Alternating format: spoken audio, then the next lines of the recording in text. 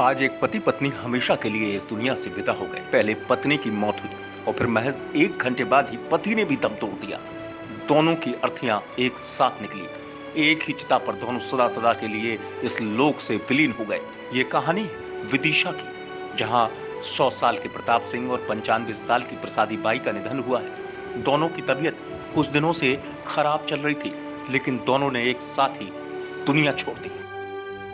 कुछ नहीं, वो तो उनकी उम्र ही हो गई थी। आप 110 साल के पिताजी हो गए थे, 90-95 के लगभग माताजी थी। हाँ, पहले माताजी शांत हो गई और इसके 40-45 मिनट बाद पिताजी शांत हो गए थे। तो एक साथ दाग दिया गया एक ही अर्थी को। हाँ, नहीं, अर्थियाँ अलग अलग बना के ले गए थे, मगर दाग संस्कार साथ में ही किया। हाँ, तो और भी हमें सुनने में आया कहीं भी जाते थे वो तो साथ ही जाते थे, भोजन भी एक साथ करते थे। हाँ, हाँ, हाँ, हाँ, हाँ, हाँ, साथ ही। जी हम लोगों में भी कम से कम रहते थे भी, तो भी अलग ही रहते थे दोनों। जी। हाँ, तीनों। घर से जब एक साथ 2 अर्थियां उठी तो सबकी आंखें नम हो गई।